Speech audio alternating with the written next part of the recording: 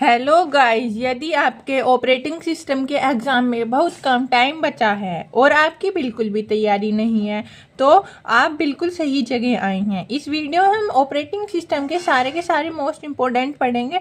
बिना देरी करे चलो स्टार्ट करते हैं यूनिट 1 से। यूनिट 1 का पहला टॉपिक है operating system components and functions. तो ऑपरेटिंग सिस्टम क्या है? Operating system is a software that act as a interference between the user and hardware. Operating system एक ऐसा इंटरफेरेंस है यूजर और हार्डवेयर के बीच में that manage hardware resources and provide services, जो रिसोर्सेज को मैनेज करता है और यूजर रिसोर्सेज को मैनेज करता है और सर्विस प्रोवाइड करता है टू एप्लीकेशन प्रोग्राम की। ठीक है, अब है कुछ मेन कंपोनेंट्स है ऑपरेटिंग सिस्टम के। तो पहला क्या है? Process management. तो इसे पहले तो ये मैनेजमेंट को प्रोसेस करता है, जैसे कि हैंडल्स क्रिएशन को हैंडल करता है, शेड्यूलिंग को एंड ट्रांसमिशन ऑफ प्रोसेस को भी करता है। ठीक है। सेकंड है मेमोरी मैनेजमेंट को भी मैनेज करता है, जैसे मैनेज रैम को मैनेज करेगा, usage and allocation deallocation memory to program, memory की एलोकेशन को और डीएलोकेशन को भी मैनेज करेगा रैम के अंदर। ठीक है। अब थर्ड है फाइल सिस्टम मैनेजमेंट में क्या है? मैनेज फाइल्स को मैनेज करेगा, डायरेक्टरीज को एक्सेस परमिशन देगा उन्हें, एंड स्टोरेज को भी करेगा। फोर्थ है ड्राइव मैनेजमेंट में क्या है? कंट्रोल्स एंड कम्युनिकेशन कंट्रोल करेगा और communication with input and output devices को और उनकी वियर ड्राइव्स को। ठीक है। फिफ्थ है सिक्योरिटी एंड प्रोटेक्शन में क्या है? Ensure authorize access to system resources, उन्हें अथोराइज प्रोवाइड करेगा।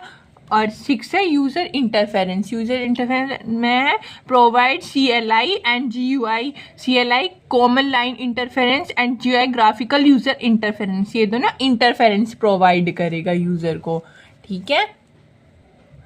अब है फंक्शंस ऑफ ऑपरेटिंग सिस्टम के एक 8 फंक्शंस है। पहला है प्रोसेस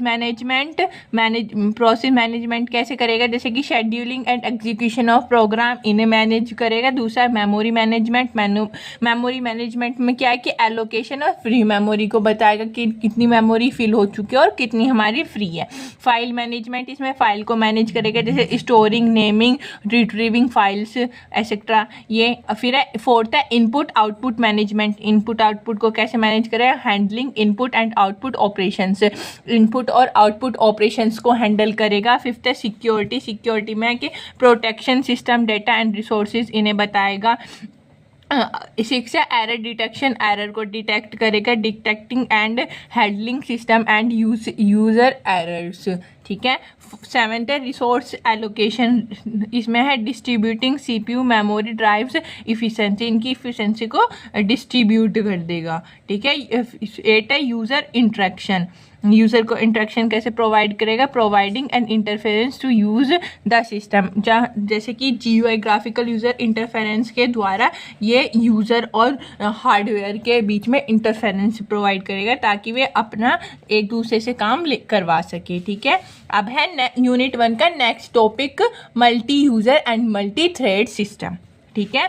अब है पहले हम मल्टी यूज़र सिस्टम देख लेते हैं। मल्टी यूज़र सिस्टम क्या है? A multi user system is an operating system, ये एक ऑपरेटिंग सिस्टम है that allow multiple user to access a single system, जो अलाउ करता है बहुत सारे एक से ज़्यादा मल्टीपल यूज़र एक ही सिस्टम पे एक्सेस कर सकते हैं, एक सिस्टम से काम करा सकते हैं साइमल्टेनियसली और एट डिफरेंट टाइम्स, एक साथ भी और अलग टाइप साथ भी। ठीक है। जैसे कि each user get access to system resources को एक्सेस करा सकते हैं, लाइक जैसे CPU मेमोरी स्टोरेज एक्सेट्रा।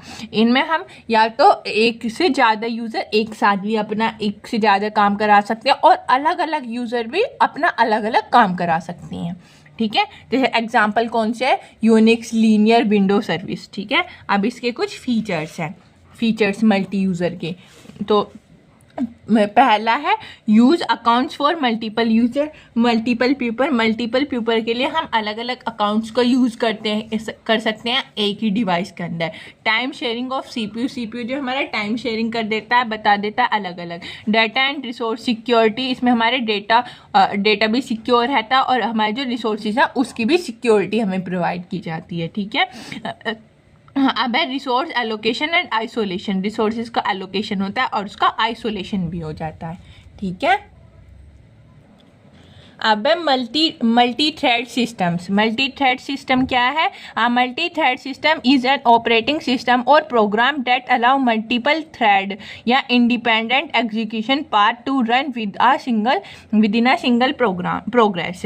इसमें मल्टी थ्रेड सिस्टम में क्या है, ये भी एक ऑपरेटिंग सिस्टम है और प्रोग्राम भी है जो हमें एक यूज़र को बताता है कि वो अपने मल्टीपल थ्रेड्स पे कैसे काम करता है, इंडिपेंडेंटली काम कर सकता है, बस एक ही सिंगल प्रोसेस होएगी इसके अंदर, ठीक है।